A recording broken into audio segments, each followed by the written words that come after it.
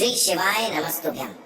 हर हर महादेव। दोस्तों, आप सभी लोग जानते हैं कि 26 मई 2025 यानी सोमवार को पड़ रही है ज्येष्ठ महीने की अमावस्या तिथि।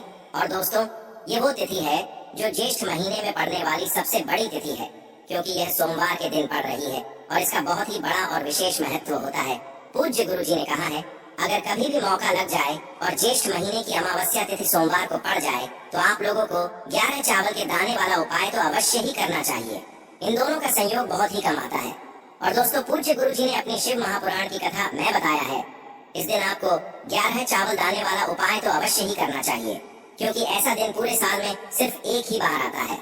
और दोस्तों, आप सभी लोग जानते हो कि सोमवती अमावस्या का अगर सबसे बड़ा कोई उपाय है तो वो 11 चावल के दाने वाला उपाय है। तो दोस्तों, इस सोमवार के दिन आप लोगों को इस 11 चावल दाने वाले उपाय को जरूर करना है। बहुत सारे लोग होंगे जिन लोगों ने इस उपाय को न किया हो, मतलब पूरा साल निकल गया और उन्होंने किसी भी दिन इस 11 चावल दाने वाले उपाय को न किया हो। पर दोस्तों, आपके पास एक आखिरी मौका बचा हुआ है जो कि 26 मई के दिन है। तो इस दिन आप लोगों को इस वाले उपाय को जरूर कर लेना है, भले ही आपने पूरे साल भर इस उपाय को न किया हो। पर अगर आपने इस ज्येष्ठ महीने की अमावस्या के दिन अगर इस वाले उपाय को कर लिया तो आपको इस उपाय को करने का वो फल मिलेगा जिसकी आपने कभी कल्पना भी नहीं करी हो। इसीलिए आप लोग इस वाले उपाय को एक बार जरूर कर लेना, ताकि आप लोगों के हाथ से यह मौका ना जा सके और आपको इस उपाय को करने का फल मिल सके। दोस्तों, ये उपाय पंडित जी ने अपनी अभी की ही शिव महापुराण की कथा में बताया है, जिस उपाय को आज हम आपको बहुत अच्छे से समझाने वाले हैं।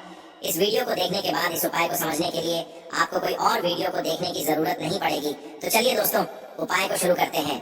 देखिए, यह इस ज्येष्ठ महीने के अमावस्या के दिन यह इतना खास होता है, इतना महत्वपूर्ण होता है। देखा गया है कभी कभी बड़े बड़े पूजा पाठ अनुष्ठान से जो मनोकामना पूर्ण नहीं होते, वो इस ज्येष्ठ महीने के सोमवार के दिन एक छोटे से उपाय करने से ही आपकी मनोकामना पूर्ण हो जाती है।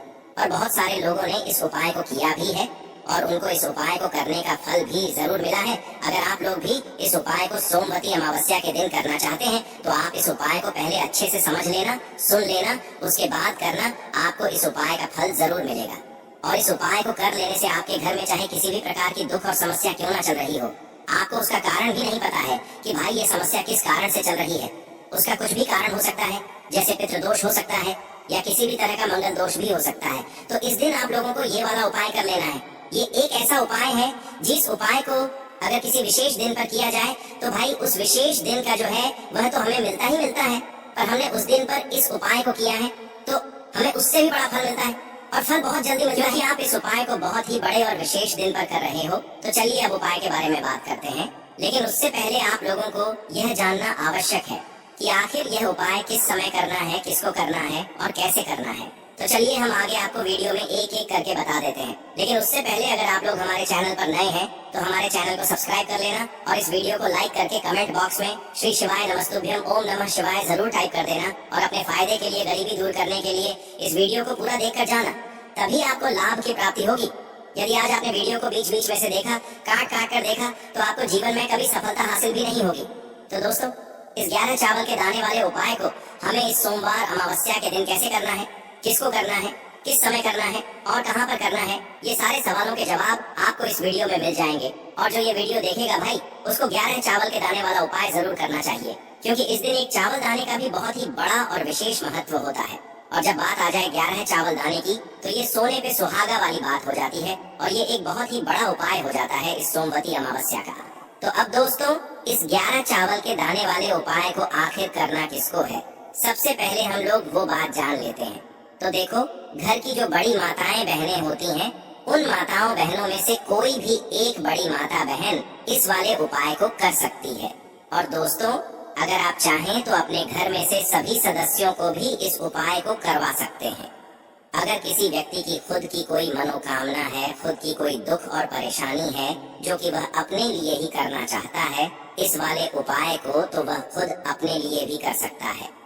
बाकी अगर कोई घर में से ऐसा है जो कि अपने पूरे घर परिवार की सुख और शांति के लिए ये वाला उपाय करना चाहता है तो भाई वह भी कर सकता है, उसमें भी कोई दिक्कत वाली बात नहीं है।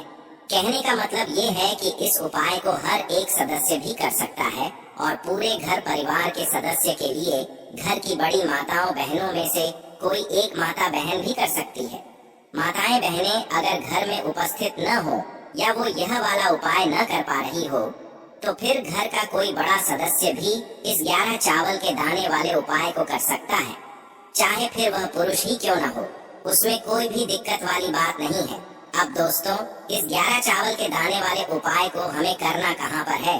हमें इसे शिव जी के मंदिर में जाकर करना है। बहुत सारे लोग प्रश्न करते हैं हर एक उपाय को करते समय, क्या हम इस उपाय को घर पर कर सकते हैं? तो इस वाले उपाय को आप घर पर नहीं कर सकते हो। इस वाले उपाय को करने के लिए आपको शिव जी के मंदिर ही जाना पड़ेगा। उसके बाद में दोस्तों जो अगला प्रश्न निकल कर आता है वो यह आता है इस उपाय को लेकर कि आखिर इस उपाय को हमें किस समय करना है, सुबह के समय करना है कि शाम के समय करना है। तो देखो, इस वाले उपाय को आप लोग सुबह के समय भी कर सकते हो और शाम के समय प्रदोष काल में भी कर सकते हो। अब अगर आप पूछो कि भाई सबसे उत्तम समय कौन सा रहेगा इस 11 चावल के दाने वाले उपाय को करने का, तो हम आपसे बस यही कहेंगे कि इस उपाय को आप सुबह के समय करेंगे तो ज्यादा बेहतर होगा। बाकी अगर प्रदोष काल शाम के समय भी करेंगे तो भी अच्छा होगा, उसमें कोई भी दिक्कत वाली बात नहीं है। तो अब दोस्तों जो अगली सबसे बड़ी और महत्वपूर्ण बात आती है वो ये आती है कि सुबह अगर हम उपाय को करेंगे तो हमें कितने बजे से लेकर कितने बजे तक के बीच में करना है, और शाम के समय प्रदोष काल में करेंगे तो हमें कितने बजे से लेकर कितने बजे के बीच में करना है। तो देखो, सुबह जितनी जल्दी हो सके आप उपाय को करने की कोशिश करना। बाकी अगर किसी कारणवश लेट भी हो जाओ, थोड़ी देर भी हो जाए, तो 10 या 11 बजे तक भी आप उपाय कर लेना, पर 12 बजे से ज्यादा देरी न हो, ठीक है? इस बात का ध्यान रखना। उसके बाद में दोस्तों अगर शाम के समय प्रदोष काल की बात करें, प्रदोष काल का जो समय होता है वो शाम के 6 बजे से शुरू हो जाता है। मतलब शाम के 6 बजे से लेकर 7 बजे के बीच का जो समय होता है ये समय प्रदोष काल का समय होता है। पर अभी जो मौसम चल रहा है इस मौसम में जो है शाम बहुत देरी से होती है, तो आप इस उपाय को 7 या 8 बजे के बीच में भी कर सकते हो। मतलब शाम के 6 बजे से रात 8 बजे के बीच में आप कभी भी इस वाले उपाय को कर सकते हो, उसमें कोई भी दिक्कत वाली बात नहीं है।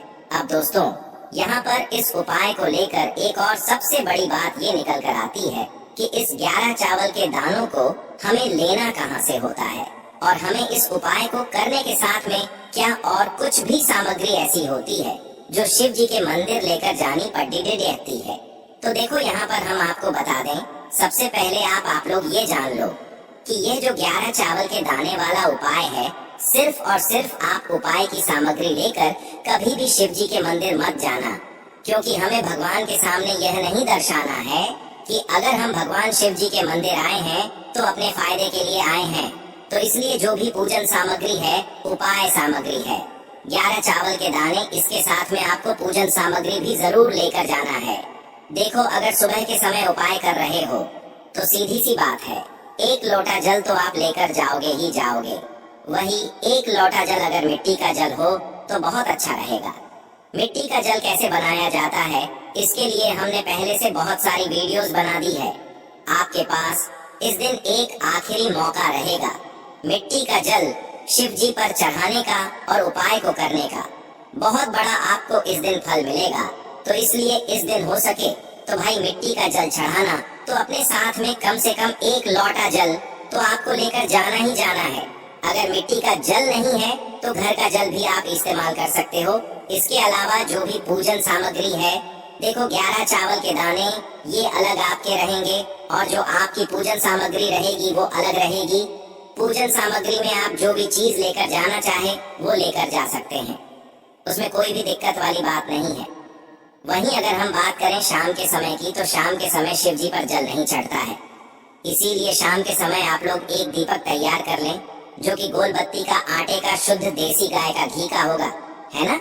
इस बात का आप लोगों को ध्यान रखना है और इस दीपक को आपको घर से जलाकर नहीं लेकर जाना है, भगवान शिव जी के मंदिर में जाकर ही जलाना है।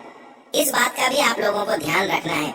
अब दोस्तों यहाँ पर हमें इस बात को समझना है कि यह 11 चावल के दाने हमें लेना कहाँ से है। क्या हमें दुकान से लेकर आना है या हमें अपने घर से लेना है या कहाँ से लेकर आना है और कौन से चावल लेना है, क्योंकि चावल भी बहुत प्रकार के होते हैं। तो देखो, इन सभी सवालों के जवाब आप लोग एक बात में सुन लो कि भाई ये जो उपाय है इस उपाय में आपको ये नहीं देखना है कि भाई कौन से चावल है कौन से चावल नहीं है। बस जो भी चावल ले रहे हो वो चावल का दाना सबूत होना चाहिए, मतलब साबुत होना चाहिए, टूटा हुआ नहीं होना चाहिए, कटा पिटा नहीं होना चाहिए। ये बात आपको ध्यान रखना है। बाकी आपका चावल बासमती हो या सादा चावल हो या कोई सा भी चावल हो, उसमें कोई भी दिक्कत वाली बात नहीं है। तो सीधी सी बात है कि आपके घर के रसोई घर में जहाँ पर आप भोजन बनाते हो, वहाँ पर जो भी चावल आपके उपस्थित हो, उन चावलों में से अपनी एक कटोरी भर लेना या एक मुट्ठी चावल अलग से निकाल कर रख लेना। क्योंकि हम 11 चावल ही यहाँ पर इस उपाय में लेने वाले हैं, तो हमें यह चावल के दाने गिनकर निकालने पर डटेंगे। इस बात का आप लोगों को ध्यान रखना है। तो अपने उस चावल की कटोरी में से या चावल में से 11 ऐसे चावल के दाने आप लोग निकाल लो जो कि टूटे हुए न हो, कटे पिटे न हो, जिनमें कोई दाग न लगा हुआ हो, है ना। अच्छे साबुत चावल के दाने 11 दाने आप लोग निकाल कर रख लो और इन्हें किसी भी एक कागज की पुड़िया में या किसी एक छोटी सी कटोरी में आप लोग रख लो, ताकि यह सुरक्षित रहे। आपके एक भी चावल का दाना इधर उधर ना हो और आपका उपाय भी पूरा अच्छे से हो जाए। तो भाई जैसे ही आपका उपाय की जो सामग्री है 11 चावल के दाने ये तैयार हो जाते हैं, उसके बाद मैं आपको जो भी अपनी पूजन सामग्री है सुबह के समय कर रहे हो, तो एक लोटा जल या पूजन सामग्री जो लेकर जाना चाहो उसकी भी तैयारी कर लेना। और शाम के समय जा रहे हो तो भाई अपना जो दीपक है उसे तैयार कर लेना, ठीक है। और उपाय को करते समय शुद्धता का विशेष रूप से ध्यान रखना, ठीक है। सुबह सुबह स्नान करने के बाद ही उपाय को करने की आप लोग तैयारी करना। उसके बाद अगर शाम के समय की बात करें तो शाम के समय आपको स्नान करने की जरूरत नहीं है, पर शुद्धता का ध्यान रखना है। आपको स्नान तो नहीं करेंगे, आप हाथ मुंह धोकर भी इस वाले उपाय को शाम के समय प्रदोष काल में कर सकते हैं। इसमें कोई दिक्कत वाली बात नहीं है। तो आप अपने उपाय की पूरी सामग्री तैयार करके आपके पास ही में जो आपका शिव मंदिर हो वहां पर पहुंच जाइए। सबसे पहले शिव मंदिर में जाकर आप लोगों को उपाय नहीं करना है, पहले भगवान के दर्शन करना है, भगवान से आशीर्वाद प्राप्त करना है, फिर शिव जी की शिवलिंग के पास में आना है। शिवलिंग के पास में आने के बाद आप जो पूजन सामग्री लेकर आए हुए हैं, जैसे कि सुबह गए हुए होंगे तो एक लोटा जल और जो भी पूजन सामग्री लेकर आए हैं आप उनसे भगवान शिव जी की पूजन कीजिए। सबसे पहले तो एक लोटा जल ही चढ़ेगा, उसके बाद में आपकी पूजन सामग्री चढ़ेगी। उसके बाद में अगर दोस्तों शाम के समय अगर आप इस उपाय को कर रहे हो तो अपने साथ में कम से कम एक जो दीपक है गोल बाती का जो आप अपने साथ में लेकर गए हो, उस दीपक को मंदिर में जाकर अपनी माचिस से जलाना है और उस दीपक को शिवलिंग के पास में रखना है, ठीक है। इस दीपक को रखने के बाद ही आप लोगों को अपना ये वाला उपाय शुरू करना है। और दीपक को ज्यादा पास में मत रखना, वैसे भी गर्मी पड़ रही है, भगवान शिव जी को आंच नहीं लगनी चाहिए, है ना। तो भाई जैसे ही आपकी पूजा अर्चना हो जाती है आप भगवान शिव जी को प्रसन्न कर लेते हैं। उसके बाद में शिवलिंग के पास ही में आप कहीं पर बैठ जाइए, सामने या आसपास जिस जगह पर आपको बैठना हो वहाँ पर बैठ जाइए और अपने वह 11 चावल के दाने अपने सामने निकाल कर रख लीजिए, क्योंकि अब यहाँ पर उपाय को यहाँ पर करने की आपको तैयारी करना है। और इस तरीके से जब आप उपाय करेंगे, पूजन सामग्री करने के बाद, पूजन अर्चना करने के बाद, तो आपको उपाय का फल बहुत जल्दी और बहुत बढ़ा होकर मिलेगा। तो अपने 11 चावल के दाने अपने सामने निकाल कर रख लेना।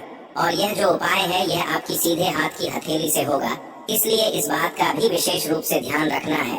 तो सीधे हाथ की हथेली का प्रयोग करके ही आप लोग अपना इस वाले उपाय को करना। अपने सामने जो भी आपकी कागज की पुड्डिया है उसको खोल कर रख लो, या कटोरी है तो भाई उसे अपने सामने रख लो और अपने वह 11 चावल के दाने निकाल लो, ठीक है। उसके बाद में दोस्तों अब आपको क्या करना है कि शिवलिंग आपके सामने होगी, तो आपने वह 11 चावल के दाने एक एक करके आपको शिव जी के शिवलिंग के ऊपर चढ़ाना है। कहाँ पर चढ़ाना है? शिवलिंग के ऊपर चढ़ाना है और कहीं पर भी नहीं चढ़ाना है। आपको अपने हथेली से तो शिवलिंग के ऊपर चढ़ना है, भले ही फिर वो अपने आप जलाधारी पर गिर जाए या मतलब वहीं पर गिर जाए, उसमें कोई दिक्कत वाली बात नहीं है, पर आप चढ़ाओ शिवलिंग के ऊपर ही। तो आपको क्या करना है, अपना पहला चावल का दाना उठाना है, श्री शिवाय नमस्तुभ्यम बोलना है और शिवलिंग पर चढ़ा देना है। इसी तरीके से दूसरा चावल का दाना उठा है, शिवलिंग पर चढ़ाना है और मंत्र बोल देना है। और फिर तीसरा चावल का दाना उठाना है, श्री शिवाय नमस्तुभ्यम बोलना है और चढ़ा देना है। इसी प्रकार से आपको पूरे 11 चावल के दाने एक एक करके शिव जी के शिवलिंग के ऊपर चढ़ाना है और भगवान से प्रार्थना करते जाना है। मतलब प्रार्थना तो आपको आखिरी में करना है, पर हर एक चावल के दाने को चढ़ाते समय श्री शिवाय नमस्तुभ्यम जरूर बोलना है। उसके बाद ही में यह चावल का दाना शिवलिंग के ऊपर आपको चढ़ाना है। जैसे ही आपके 11 चावल के दाने शिवलिंग के ऊपर चढ़ जाते हैं, तो भाई उसके बाद में आपको क्या करना है, भगवान से अपनी मनोकामना बोलना है। मनोकामना भी कब बोलना है, जब आपका 11 चावल का दाना आपके सीधे हाथ की हथेली में हो और आप उसे चढ़ाने के लिए जा रहे हो। श्री शिवाय नमस्तुभ्यम बोलकर उस आखिरी चावल के दाने को शिवलिंग के ऊपर चढ़ा देना और भगवान से फिर अपनी वह मनोकामना बोल देना, जिस मनोकामना के लिए आप लोग अपना यह वाला उपाय कर रहे हो। जिस भी दुख और परेशानी के लिए आप लोग अपना यह वाला उपाय कर रहे हो, उसके बाद में जैसे ही आप अपनी मनोकामना बोल देते हो, आपका यह वाला उपाय पूरा हो जाता है। पर दोस्तों, उपाय को करने के बाद आप लोगों को 2 मिनट भगवान शिव जी के मंत्र का जाप जरूर करना है और मंत्र का जाप करने के बाद भगवान से एक और बार प्रार्थना करना है अपनी मनोकामना के लिए या अपनी जो भी दुख और परेशानी है उसके लिए। इसके बाद में आप लोग भगवान को देखकर, भगवान से प्रार्थना करके, उनसे आशीर्वाद लेकर वहां से उठ सकते हैं और अपने घर पर जा सकते हैं। बस दोस्तों, यहाँ पर यह वाला उपाय पूरा हो जाता है। इस तरीके से जो भी व्यक्ति छोटी छोटी चीजों का ध्यान रखते हुए इस 11 चावल के दाने वाले उपाय को करेगा, निश्चित सी बात है उसे उसकी मनोकामना जल्द ही पूर्ण होगी और जो भी दुख और परेशानी है वो भी बहुत ही जल्दी दूर होंगे। और दोस्तों, अगर आपको हमारी ये वीडियो पसंद आई हो तो हमारे इस वीडियो को लाइक और चैनल को सब्सक्राइब जरूर करें। हर हर महादेव, ओम नमः शिवाय। आपको लेना है एक गोल बाती का दीपक। आप चाहें तो मिट्टी का ले सकते हैं या फिर घर से शुद्ध आटा मढ़कर उसका दीपक आप तैयार कर सकते हैं। इसके बाद आपको लेना है शुद्ध गाय का घी। अगर वो नहीं है तो कोई भी देसी घी इस्तेमाल कर सकते हैं, जिससे आपको दीपक प्रज्वलित करना है। देखो, अब ये सब सामग्री लेकर आपको जाना है प्रदोष काल में आपके घर पर तुलसी जी के घेरे के पास में। देखो, ये उपाय तो आपको अवश्य करना है। देखो, वहाँ पहुंचकर सबसे पहले वो दीपक आपको प्रज्वलित कर देना है और ओम नमो भगवते वासुदेवाय नमः का 11 बार जाप करना है। उसके बाद आपको अपने सीधे हाथ में थोड़ी हल्दी लेकर उस दीपक में अपना नाम और गोत्र बोलते हुए डाल देना है। उसके बाद माता लक्ष्मी से आपको प्रार्थना करना है कि हे महालक्ष्मी, हमारी सभी दुख तकलीफों को दूर करो। हे महादेव, हमारे सब दुख कष्टों को खत्म करो। इस भावना से आपको ये उपाय करना है। चलिए अब बात कर लेते हैं दूसरे उपाय की। दोस्तों, आप सभी जानते हैं कि सोमवार का दिन समर्पित होता है भगवान महादेव को, यानी कि भगवान पार्वती को सोमवार का दिन समर्पित होता है। और जब भी हम शिवलिंग के ऊपर कोई भी उपाय करते हैं तो इससे हमें एक साथ भगवान महादेव की और पार्वती की कृपा प्राप्त हो जाती है। देखिए दोस्तों,